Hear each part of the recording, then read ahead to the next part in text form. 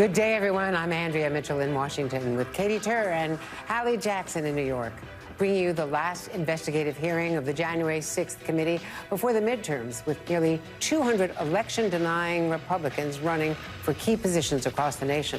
Today, we will see new surveillance footage from the Trump rally on the Ellipse and Secret Service documents proving how forcefully the former president tried to join the rioters on the Capitol at the 6th. The committee will show new evidence. He planned to declare victory even before the election was held, and new testimony from top Trump cabinet members that they tried to stop him afterwards from overturning the results. Today's overriding theme: beyond Donald Trump, Congress and the voters have to work to preserve democracy as we know it.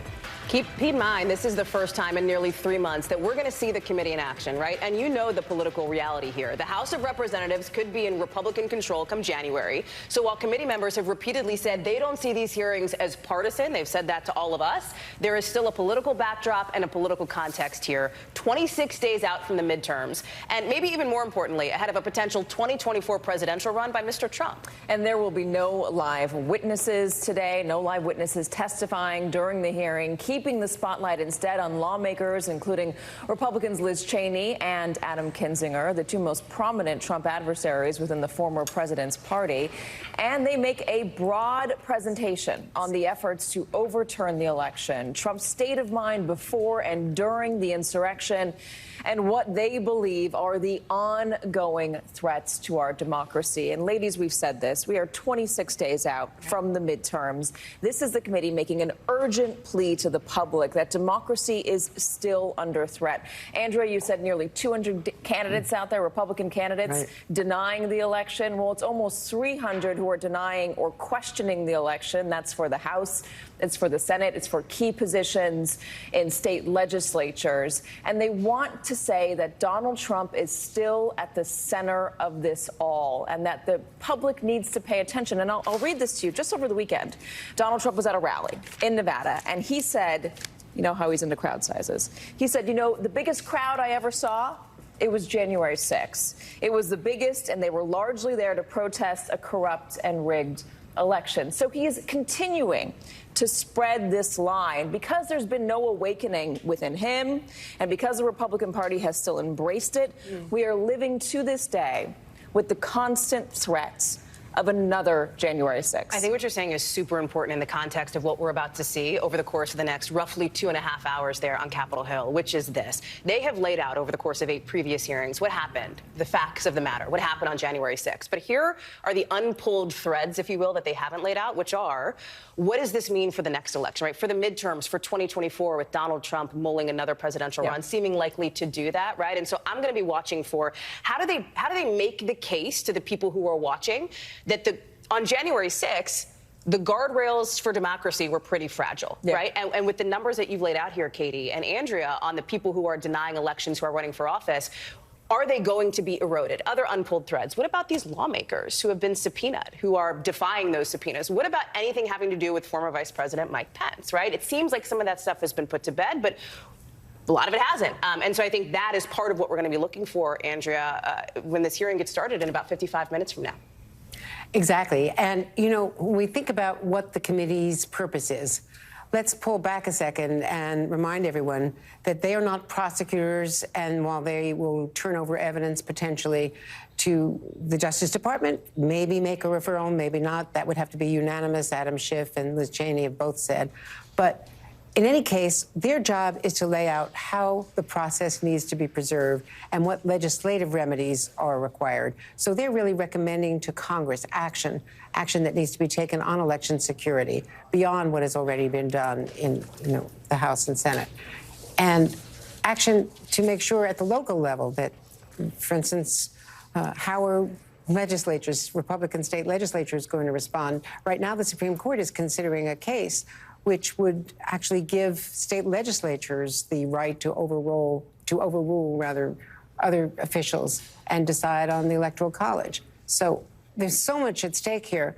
You know, when this committee wraps up, they're going to do an interim report and probably have another hearing, probably around that report after the election, and then a final report. And that document will be like the 9/11 Commission report, they hope, a book that is read, that becomes a bestseller, that becomes a fundamental document for democracy going forward.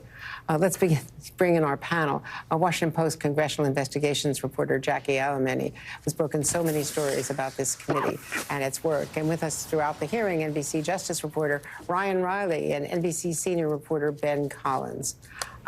Jackie, first to you, because just in the last 24 hours, you and your Washington Post team have also broken new ground, not only on this, on Mar-a-Lago, but we also know from the New York Times that there is new evidence from the Secret Service that is really important, even though they don't have those texts from January 6th, which were under rather suspicious circumstances, somehow lost, erased, lost for all time. They've got thousands of documents, apparently, from the Secret Service since the last hearing, indicating, in fact, that the Secret Service was willing to go along with President Trump, according to the New York Times, but were stopped by the Metropolitan Police refusing to permit the motorcade to have clear sailing up to Capitol Hill on that very, very dangerous day. Jackie? That's exactly right, Andrea. And actually, the committee has obtained over 1.5 million documents since the last hearing that the Department of Homeland Security handed over after the committee had essentially been having lots of issues with the Secret Service agency's cooperative posture and the lack of transparency. Lawmakers came to believe that the service was hiding items from them, hence them asking for and requesting text messages that were sent on January 6th, 5th, and 7th, before and after the insurrection, from some of the key players, people like Tony Ornato and Bobby Engel. Bobby Engel was the leader of the former president's Secret Service detail, and Tony Ornato was the head of the president's operations. They were very well aware and in touch with the president throughout the day and aware of his movements. But my colleague Carol Lenig and I reported on some of these emails specifically that were obtained in this latest tranche, some of which corroborate previous testimony that's already been provided by multiple witnesses, including the bombshell testimony of Cassidy Hutchinson, a former top aide to Mark Meadows.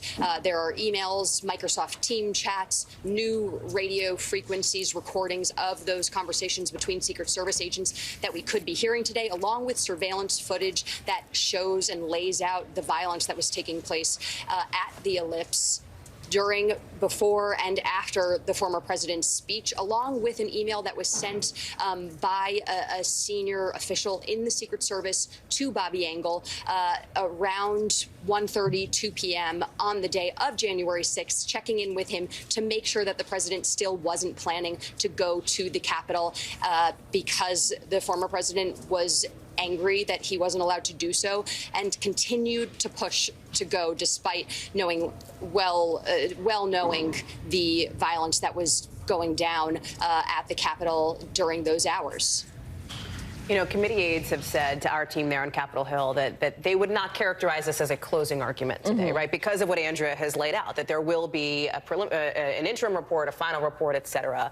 I imagine that part of what we will see today, Ben, is going to be the forward-looking piece of it, which is the argument that these threats are not over yet. You were reporting, gosh, I think we all talked to you in the holidays before January 6th, right, after the election, about your reporting on threats ahead of January 6th, back in the end of 2020, beginning of 2021, and you are still reporting on threats that exist today because of this, right? The foundational piece of this election fraud lie, including voter intimidation at drop boxes. Yeah, so right now, the big thing with the pro-Trump media is to say, don't mail in your ballot.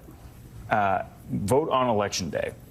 Because they think that there are mules everywhere. This is part of the Dinesh D'Souza sort of cinematic universe that they've created, where there is this cottage industry of building up this idea that drop boxes are being abused by Democrats to drop off thousands of ballots. And then what they do at those drop boxes, they watch those drop boxes like they're tailgating in the middle of the night. We saw this in Arizona a couple of months ago. So this lie does not just lay dormant. This lie that started January 6th affects our democracy in perpetuity. Before January 6th. It affects our democracy in perpetuity.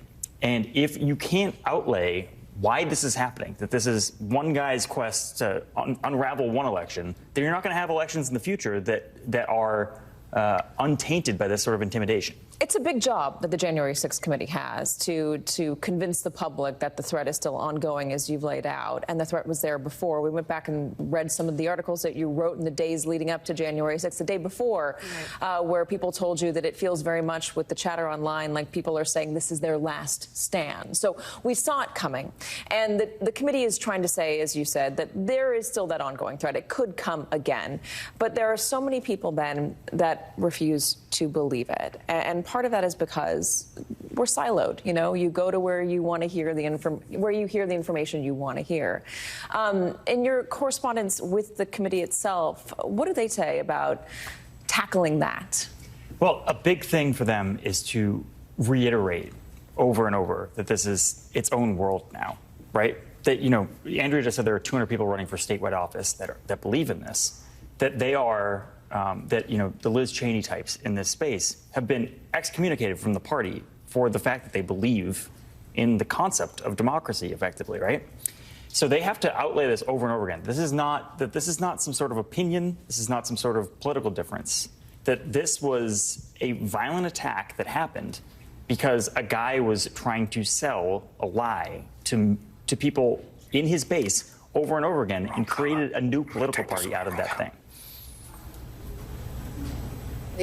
Let's talk about the investigations going all around this, because obviously the legal cases, just today, in the civil case, we had the New York State Attorney General, Letitia James, taking more action, claiming that the former president and his organization are still committing fraud on their finances and tax reports since her first actions, and wanting to freeze him from being able to move bank accounts to protect against any kind of outcome of disgorgement of the money down the road. I mean, there are so many cases. Fulton County, of course, the Georgia case, which is on hold right now in terms of any public explanation because of the proximity to the election, but that is directly on January 6th. So all of these cases, and now since the last hearing, of course, we know that Merrick Garland and the Justice Department, because of Mar-a-Lago, are very actively engaged in multiple grand juries. Yeah, and I mean, the largest investigation in FBI history just into the people who actually stormed the U.S. Capitol. You know, we've had more than 870 at this point individuals charged, but in reality, that's only a fraction of the total spectrum of people who could eventually be arrested in connection with January 6th. There's about 2,700 who went inside the U.S. Capitol. Put on top of that, 300 plus people who still haven't been arrested who assaulted law enforcement officers outside. So the spectrum of people you're talking about here is around 3,000.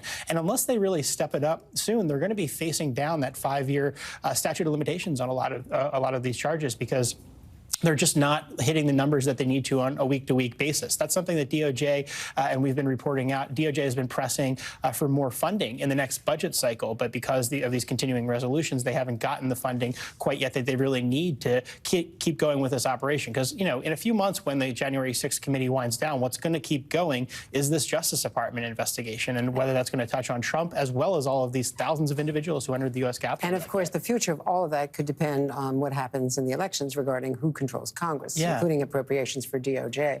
Allie? You know, Ryan, I want to ask you about some new reporting that you have out in just the last 2 or 3 minutes or so with our colleague Ken Delanian about an email that was sent with the subject line "Internal Concerns" a week after the January 6th attack, when a person you report familiar with the FBI operations told a top bureau manager that there's a sizable percentage of employee population that felt sympathetic to the people who were storming the Capitol. Tell us more about this, what this reporting shows, and anything else you can about where this goes from here. You know, it's a lingering issue in this investigation because, frankly, there are just a lot of folks in the FBI for either political reasons or just other reasons that they aren't particularly interested in these January 6 cases. And a lot of people within the FBI had downplayed the threat that this really posed and compared it to a lot of other riots. And what, you know, it's just not an apples to apples comparison when you consider the storming of the U.S. Capitol, which is obviously federal property and is an FBI territory, that they would be in charge of any investigation into a storming of the U.S. Capitol, as opposed to some sort of investigation, say, you know, if a CVS gets ransacked in some city. That's not necessarily something that is immediately going to draw the attention of the FBI. They can assist with those local investigations, but often in those investigations, the best charges to bring forward are state crimes. And in terms of the FBI investigation, the Capitol that's federal jurisdiction, right? There's no local local prosecutor to bring those charges, that is by definition federal property and something that is directly within the control of the FBI. So, this email essentially laid out some concerns directly after January 6th, and some things that I've heard throughout my reporting on this investigation within the past year and a half plus about, the internal politics of the FBI and how there just was a little bit of resistance in some of these field offices towards bringing these cases. And we've seen that with, people come forward who are now making themselves out to be sort of these conservative whistleblowers within the Bureau. And one individual I'd point out is who actually complained about a raid in Florida that, got some positive coverage in the New York Post and in other places, saying that he was essentially this whistleblower. The FBI was overreaching. If you look into the details and you scratch the surface a little bit there, you realize the case that he was complaining about involved a militia. He didn't want to go ahead and arrest an individual who is associated with a militia that went to the U.S. Capitol on January 6th. Ryan Riley, it's important reporting. Thank you so much. I know you and Ben Collins will be staying close for the next little bit. I appreciate it. Jackie Alemany, always great to see you as well. Thank you. Coming up here in our coverage, the best legal minds in the business joining us to break down the evidence we're expecting to see against the former president and a whole bunch of other investigations he's facing right now for our special coverage of the January 6th hearings on MSNBC.